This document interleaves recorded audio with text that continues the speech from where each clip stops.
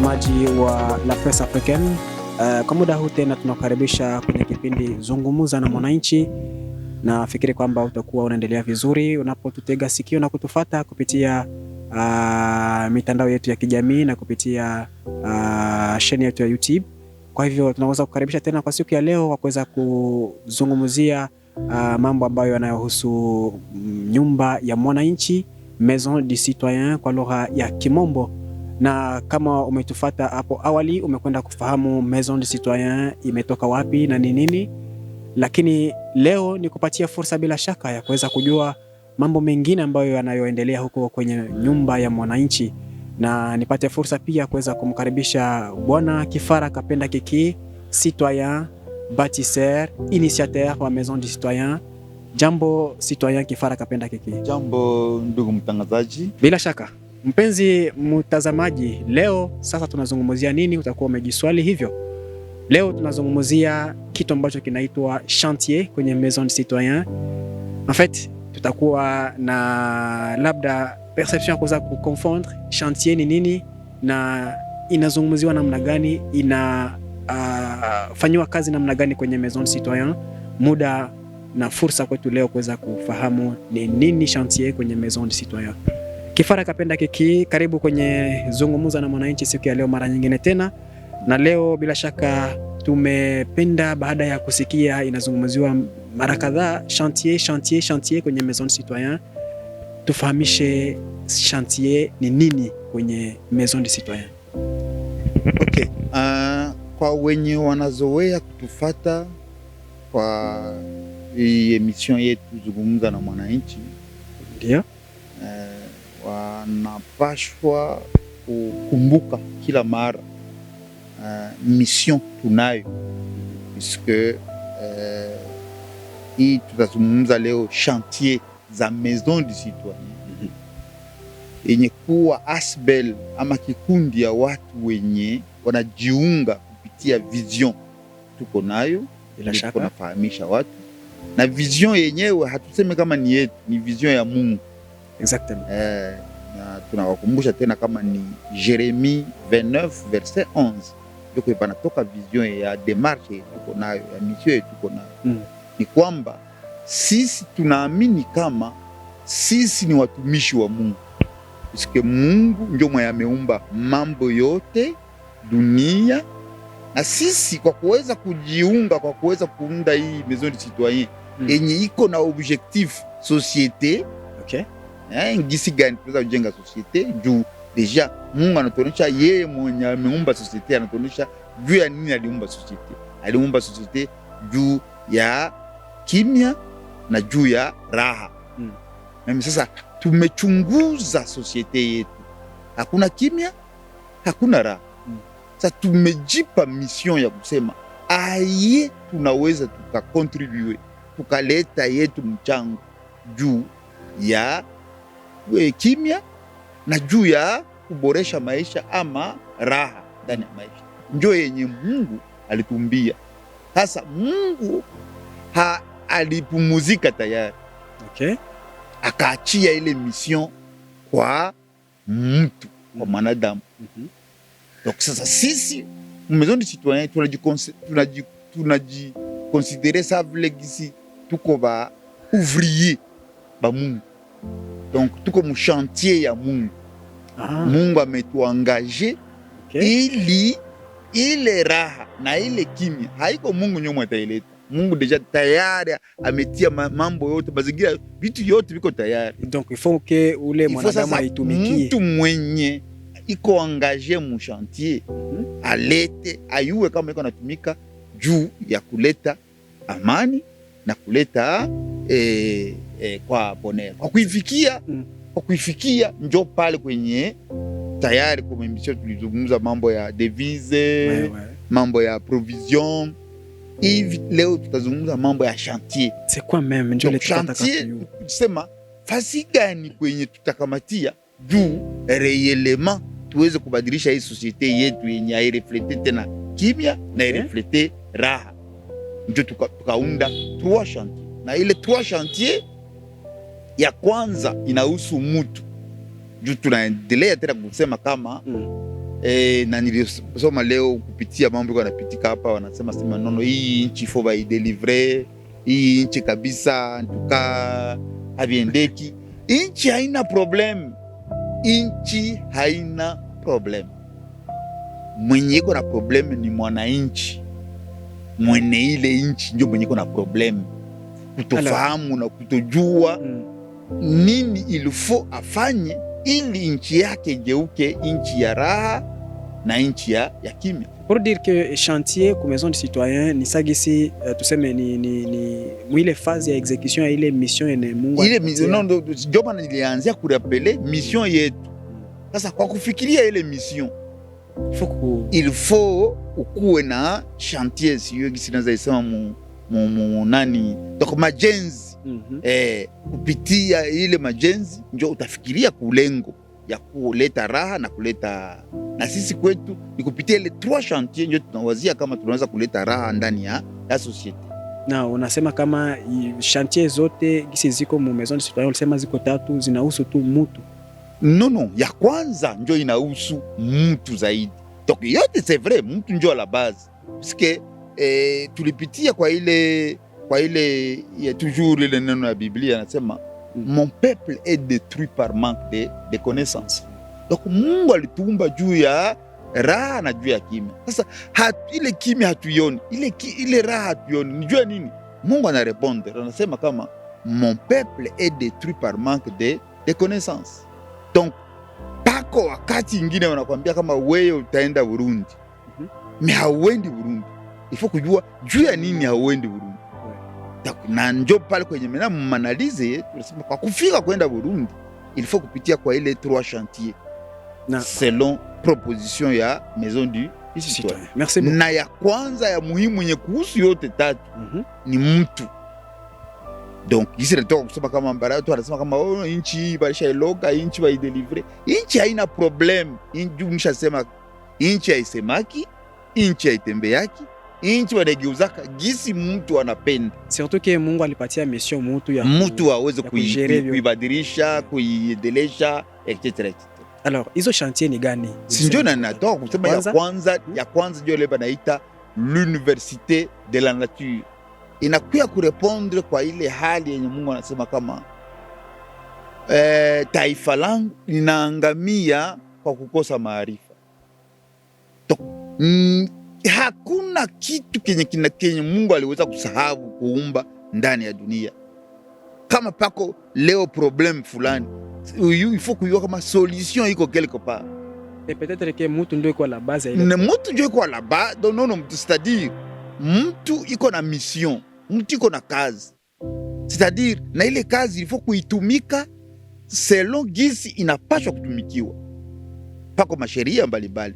Tunakamata mfano leo bara kuangaje kushantie wende kutumika kushantie. Tutakutana pako ba reglement, pako ba ordre fulani nyingine faut kurespecter juu ya kuweza gisi ya kujenga nyumba ya etage haiko ndio gisi utajenga nyumba yenye haiko ya etage etc. Donc ni ba condition mbalimbali yenye unapaswa sasa wewe ukienda mshantie hauyue nini wanatafuta kufanya mshantie, unariski kufanya venye unapenda et pourtant pale pako chef de chantier mwenye atakwambia hapa tulikuja kufanya hivi. Na ndio maana exactement tumeona kama kwa kuweza kurahisisha na kufikia kwenye lengo ya Mungu ifo kumfundisha mtu. Kumfundisha nini? Kumfundisha mambo yenye yeye hafahamu. Kumfundisha mtu ajijue role yake, mission yake, ajijue yeye ni nani na nini ilifo. Mambo ya kujifunza ni mengi zaidi à travers université de au travers ndio maana tulitia université.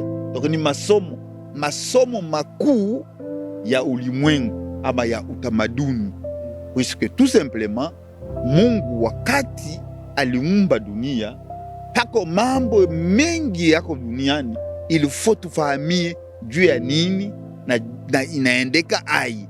Kama hujue hawezi kufanya kitu odela ya benye haufahamu. Tunakamata tusavile toujours mtoto mdogo na mtoto mkubwa na mtisha mkubwa. Mtoto mdogo hayue kitu, mwenye anamwaprendre mambo ni mkubwa.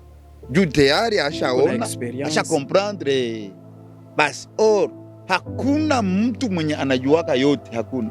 Alors, Donc seke maisha ni masomo kila siku, continue. na njo maana tulitia ile chantier ya kwanza, kama mtu yoyote mwenye anatafuta ajue mission yake na anatafuta alete ile amani na raha ndani ya societe, il faut afike ku masomo yetu, ile masomo anaita Université de la Nature, ama masomo makuu ya dunia ou bien ya utamaduni. Na njo chantier ya kwanza. Njo chantier ya kwanza. Epi ya pili. Me sasa ndawaambia watu tukisema leo masomo, souvent watu wako na tendance ya kuona cheti diplome. Donc diplômé, licencié. Sasa ile masomo iko tofauti na hii masomo tunajua. Hii masomo ni masomo ya kujiuliza na kupata maswali. Puisque pako watu wengi wanajiuliza kuhusu mambo mengi, me sasa hawajue fasi gani kwenye wanaweza kwenda kupata ile réponse. C'est que c'est pas purement scientifique. Haiko purement scientifique, na ni scientifique pia, mais ça englobe seulement une seule chose, la connaissance, connaître. Donc unaweza kuwa na kitu me haukijui, unaweza fahamu mtu me haumujui. C'est aussi théorique, ça qui c'est. Et d'ailleurs parmi les leçons za kabambi, puisque rapidement tuko na faculté ine mwa ile masomo yetu. Faculté ya kwanza ni faculté ya muumbaji, on appelle créateur. Juu nikisema Dieu, mtu tawaza sasa hivi dini, anawaza kama ni mambo ya dini. Hapana, haiko mambo ya dini. C'est une confusion. Oui. Ukisema muumbaji, donc c'est-à-dire sisi hapa kwa mizani citoyen, Mungu ni nani? Mungu ni ule, ni maître. Mungu ni origine. Mungu ni patron. Mungu ni visionnaire. Mungu ni ule mwenye anapaswa kuwa centre ya mambo yote yanapitika ndani ya dunia, en commençant par mutu yepeke. Il se fait c'est que tuko watu tunaingia makanisa miaka tumekoma, mais des fois mtu anamaliza maisha anasema Mungu, neno Mungu, me hamujue Mungu. Jukumujua Mungu na kufahamu Mungu iko tofauti, puisque plus unamjua Mungu, plus pako ba attitude mbalimbali yenye tachange mu façon yako ya kuishi na kuona maisha. Ça fait c'est que à un certain moment kutomjua Mungu ni nani inazoofisha ile usalama na inazoofisha ile raha. Fakulti ya pili ni mtu yenyewe. Pako watu wanaishi via au mzima bila kujijua ni wanani. Donc mtu anatafuta sabile wewe leo siuwe ni wewe peke yako. Nasema mimi nasemaga par exemple, mimi hii kazi niko nafanya leo naifanya kwa uwito. Juu najua hii kazi maana yake nini na inaomba nini. Ikaonekana kama naiua, kama ndani mwangu niko mtumishi. Mungu ameniumba sawa ile mtumishi, niko na roho, haiko ya kuiga pana. Nikacha kuvumbua kama siasa njo hali fasi kuu ya utumishi, na njo bana nijangaje na niko nafanya hii kazi selon exactement comme mission. Njo bana nisema kama siuwe wewe kama ulikamata journaliste kuya namna gani. Donc c'est-à-dire nilitafuta kusema nini, kama mtu anaweza kaishi maisha mazima bila kujua mission yake na bila kuishi selon mission yenye Mungu, puisque mimi niko tofauti na wewe, uko tofauti na ule iko tofauti na ule, na kila mtu naitaga meme nasema kama mtu ni mashine yenye Mungu aliumba. Sasa hii mashine unaweza kuishi na mashine bila kuiua nini fonctionnement yake na kapasite yake ubina kazi yake. Donc ndio maana d'ailleurs pako tulisoma wakati masomo filosofi mwa mkubwa ni filosofi tulipata connais toi toi-même. Donc mtu anapashwa kujijua ni ya lazima sana. Enomba kujua mwenzake. Non, ile nyingine pale nasema ile faculté ya pili ya mtu. Mtu en tant que machine, mtu en tant que solution, il faut ajijue mimi wameniumba juu ya kuleta solution gani. Vis-à-vis na mwenzake mnawafundisha? Non, mais ça ile ndio faculté ya tatu. Okay. Faculté ya tatu ni ile wanaita le prochain. Okay. Le prochain, kama hauna notion ya le prochain, unariske kwenda kinyume ya maisha. Le prochain a un sens, a un rôle. Donc on ne vit que à cause du prochain. Kama leo bangaweza banakupatia hii dunia wewe peke tu. Haina maana. Donc uko journaliste puisque quelque part uliona bangine wako wa journaliste. Donc c'est dire que la vie est faite pour les autres. Donc voilà pourquoi exactement d'ailleurs sheria kuu ya ulimwengu ya dunia yeye peke Mungu alipana ni upendo. Tafanya upendo bila mwingine pembeni. Donc c'est-à-dire la vie a un sens quand vous vivez au respect du prochain. Donc na ya mwisho faculté ya mwisho ni faculté ya environnement. Ziko ine? Environnement maana yake mazingira. Mtu mpaka wakati ingine iko naishi anawaza kama yeye tu ndio iko na droit ya kuishi. Hapana. Bila hii mti hakuna maisha. Bila maji hakuna maisha. Bila nyama hakuna maisha. Bila samaki hakuna. Donc c'est-à-dire Mungu alikamata soin ya kuumba kwanza mazingira avant ya kuumba maisha. Na mtu iko na ile devoir ya kujua mazingira na kukinga mazingira yake puisque maisha yake na dépendre na ile mazingira. Donc kila kitu kiko na un rôle. Voilà exactement. Voilà les 4 facultés qui composent notre université. Na iko université ya kwenda kamata wa diplôme. Université bientôt là mwezi wa pili hapa inaanza nafikiri au travers la publicité kwa nani tutaanza kujifunza mtu kama mtu ana yeye njo element moteur clé ya maendeleo tu kama yeye njo element ya peut-être avant ya kujua zile zingine faculté mbili zinabakia. Faculté shamaliza chantier plutôt mbili zinabakia. Concernant chantier ya kwanza Université de la Nature, quel genre de personnes venez bako concerné na hii université? Est-ce que c'est une catégorie ya watu bene bashakuwa éveillé bale ba scientifique mtu mwenye kwa na no mtu yoyote mwenye anaitika ile vision ya Mungu ya kusema kama Mungu alituumba juu ya kimya na juu ya raha. C'est-à-dire ile masomo ina concerné kama mtu anaona kama yeye iko na raha. Bon, c'est que ile masomo me concerne. Peut-être yeye anaweza kwa sababu mwalimu. Anza kwa mwalimu, voilà exactement. Merci beaucoup citoyen Kifara Kapenda Kiki, ilikuwa ni chantier ya kwanza. Ya pili tuijue ni gani? Ya pili, chantier ya pili ni ile banaita FCI, Fonds Citoyen pour les Initiatives. Okay. Donc c'est-à-dire mfuko ya wananchi juu ya kuinua mawazo fulani ya kuendelesha. Donc pale d'ailleurs tunaita en français mwa ile chantier gisi gani ya kupana mabawa kwa kipaji. Okay. Donc utakutana mtu, kila mtu mwenye Mungu aliumba iko na kipaji fulani. Ndio maana mwa ile Université de l'Univers faculté ya pili ifo mtu ajijue. Unaweza kuwa na kipaji mais haujui kipaji yako na hujui mafaa ya kipaji yako. Donc pako kipaji kinaweza kuwa ndani mwako kinaweza kusaidia Uvira mzima.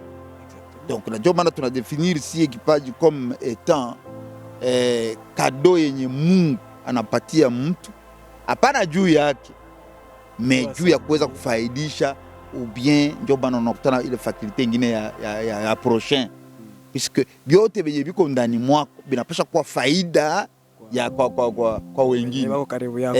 Juu mambo ya talent haiko mambo aseme yo ulimerite hapa. Una comprendre? Ni kipaji yenye Mungu alikupatia. haukuwa na yua, haukuwa na yua, ilikuwa ni donc ni ofele. Donc Mungu kwa kuresoudre ba different problème, ndio tunasema kama hakuna problème yenye Mungu akutia façon ya kuiresoudre. Mtu sasa ndio anapaswa kuyua gisi gani ya kuweza kuresoudre. Donc c'est-à-dire au travers vipaji mbalimbali inaweza kasaidia wengine. Tukamate mfano mmoja ya nguvu, kazi. Donc haiko mtu yoyote ndio mwenye anaondaka kazi. Utakutana mtu kwa kipaji yake anafanya kazi, inaweza kuangaje meme 50, 100 personnes. Et puis ça na créer hawezi tumika yepe. Vous comprenez? Mais batu banafaidika kupitia ile kipaji Mungu alimpatia. Donc huyu kama ni commerçant, ule mwingine anaweza kuwa politicien, ule mwingine anaweza kuwa journalist. Kila mtu akianza ile mawazo ya nani anaweza kuresoudre problem ya kuweza kuencadrer wengine wenye bako na kipaji zingine. Unaweza kuwa kwa journalist mais uko na besoin ya mtu mwenye kwa kipaji ya kukamata kamera. Effectivement. Vous comprenez? Mwingine wa kuweza kutoka makazi mbalimbali pale, na kila mtu iko nafasi yake ndani ya dunia. Comment ça se passe mu maison de citoyen maintenant? Vipaji iko mingi. Mwe mnavifanya. Ndio hiyo chantier tunasema kama chantier ya kupatia babawa talent. Gisi gani mwenye tunaweza découvrir talent yenye inaweza saidia societe, na tukikuwa na mfuko yenye inaweza saidia ile talent iinuke juu ya intérêt ya wengine. Na ile mfuko ni watu ndio wanachanga wala. Afima ndio maana banaita fonds citoyen. Puisque kia muhimu kabisa tulipanda ile mradi a partir ya mambo tunakonstate mu societe. Unakutana mu societe watu wanasema bwana mie naweza fanya hiki tume ndaanzia wapi? Hayuwe fasi kwenye ataanzia. Mena sasa si maison de citoyen, kazi yetu ni kutafuta effectivement talent gani yenye inaweza ikaleta solution kwa probleme fulani. Et plus tunapata ile talent, tunaenda par rapport, tunaenda juu byote tutapata humu nani mu maison de citoyen, tutaipata mwa ile tulisema les mines, ile mine zetu. Donc soit akili ni mali, soit umoja ni nguvu. Donc ndio maana ya fonds citoyen pour les initiatives. Et là vous appelez toute personne mwenye iko na initiative fulani ku rejoindre maison. Si ndio maana chantier ya tatu maintenant ndio ile wanaita ICP, les initiatives citoyens pour le progrès. Vous comprenez? Okay. Utaona masiku itakuya tutaanza kufanya ba concours mbalimbali ili ya kudécouvrir exactement ba différents talents et inaweza permettre à ce que batu bakitia ile mfuko ndani ile talent inaweza kuwa faida juu ya société. Puisque effectivement spécialité moya ya maison du citoyen c'est que c'est la société d'abord. Nous parlons de société. À tout parler les individus, à tout parler donc nous parlons de société. Gisi gani tunaweza kujenga société yenye itatuletea raha na itatuletea kimya na pana defi kwa kisi ce soit. Mtu yoyote mwenye anajiona kama réellement hii mawazo tunazungumza niko anatafuta kuexperimenter, anafika kwa maison du citoyen. Non seulement maison du citoyen itayarishe mambo yote, mais maison du citoyen ni fasi kwenye na weye mwenye kutufuata unaweza kuwa na experience ingine ya kuweza kuarishira hapa, témoignage ingine sababu legisi tulivivre hapa hivi, unaweza kaileta mwingine mwenye haijue juu masomo tutafundisha haiko masomo ya vitabu tuko nasoma, hapana.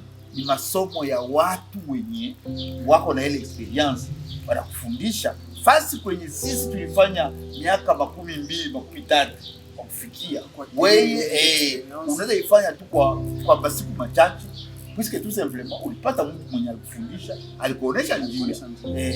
Donc leo watu wote wanawaza kama masomo ndio maisha, mbona usikatale? Non. Mais c'est faux. Non, c'est faux.